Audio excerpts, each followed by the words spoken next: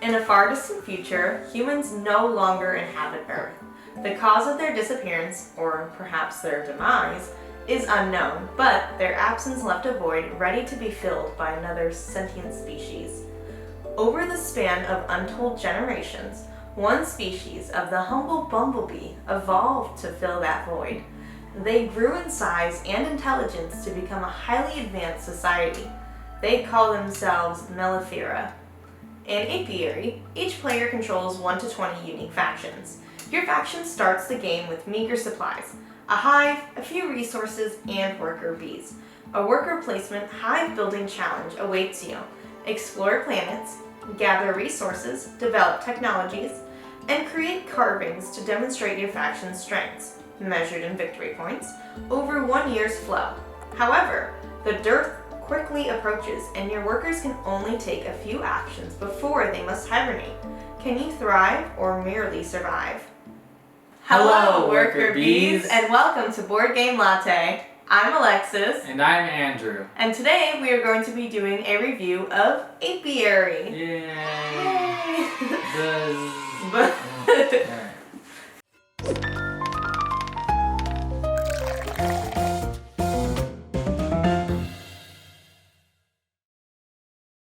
So the buzz on this game is that it is a 1 to 5 player game. The cost is normally around $50 to $60, so it is a good price, and it is 60 to 90 minutes long. The setup for this game is a little long. There are a lot of components to get together, and the player boards are a little larger that you end up building your hive on. So it could take up quite a bit of room on the board, on your table. But other than that, once you have the setup down, it's pretty quick and easy, especially with the way it's packaged in the box. It makes it pretty simple to take in and out of the box. In this game, you do have a few different components. So you have your own hive. You also have your own worker bees, which those bees are able to turn. They have levels 1 through 4 on them. You also have the docking mats. That's where you place your bees back, and that's also where they get launched from. And you also have seed cards. With those seed cards, you're able to research them or plant them. You also have dance tiles, your faction tiles, planet tiles, as well as one of my favorites is the queen bee miniature that you use to explore. And you also have just like your tokens, your farm tiles, your recruitment tiles, your development tiles, as well as your carving tiles. The worker bees, each side, there's 4 sides, each has a different strength value to them.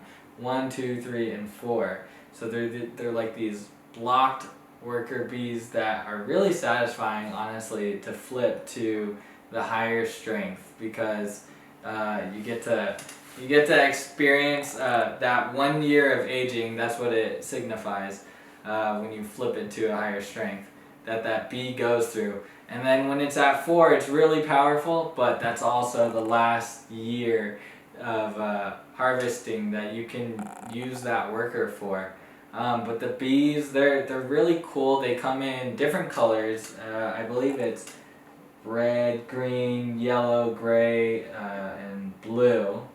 And also a little wash on them that makes it really nice. So they're probably not something you would want to paint or anything, but they're really satisfying to look at, along with this great artwork and the great artwork on the board.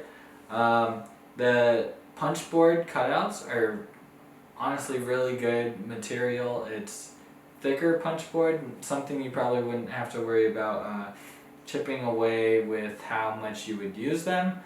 The hex tiles, even the little hex tile components have really good color to them and vibrancy that kind of adds to the artwork of the board. So I really like those aspects of the tokens and components that this game provides. Even the outer space hive mats, when you get to build and make them bigger, it looks really cool because you're making something that's your own. And also the different fiber and water and pollen tokens and the honey and wax tokens, they're really cool too. Small wooden components, but they look really great with the art of this game.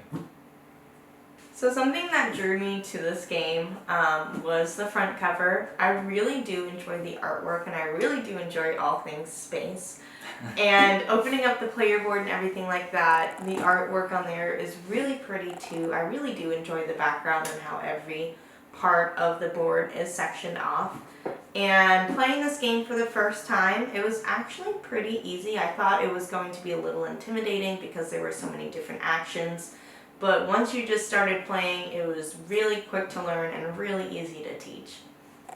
This is, as we said, a worker placement game, and previously my experience with other worker placements haven't been the best. They're always extremely heavy games, and it might be my friend's fault for introducing me to the West Kingdom series of games, if you're familiar with those worker placement Euro forward type games. But with this, interesting mechanic that it provides is worker bumping, which allows you to place your worker on any action on the board. When in other worker placements, if somebody had previously played that action, their worker would still be there and you wouldn't get to take that action. And in this case, you get to bump their worker off and take that action. But that goes with having to decide if you want to bump their worker off and subsequently give them one more strength to that worker. So there is a give and a take, but there isn't that bad feeling of having the board locked out of, oh, I planned on doing this and now I absolutely can't. I have to rethink my strategy and look at every action on the board again, take another 20 minutes or get that analysis paralysis. So Yeah, that's something I do enjoy about the game, is that it doesn't take that long to take your turn. Mm-hmm. It's pretty quick, especially with the people that you're playing, where you don't have to really overthink things too much and you can kind of already start to plan your play while the other people are going. And something I will say is, once the end game gets triggered with the hibernations, with all the worker bees going into hibernation, you just gotta think quick because the game's about to end. It starts just boom, boom, boom, like a domino effect. yeah. And the only way to win this game is by having the most victory points. So whichever strategy or anything that you end up doing to get those victory points towards the end of the game, just kind of what I do. I'm just like, all right, let me do this as fast as possible because I know the game's going to end in about 3 more rounds. Mm-hmm. Yeah. I think the rule book for this game is very well done. There are 3 different ones though. One is an appendix, which really helps with the rule clarifications. The appendix basically has every component listed and a short sentence or paragraph going into when/why you can or can't use that card, tile, or action.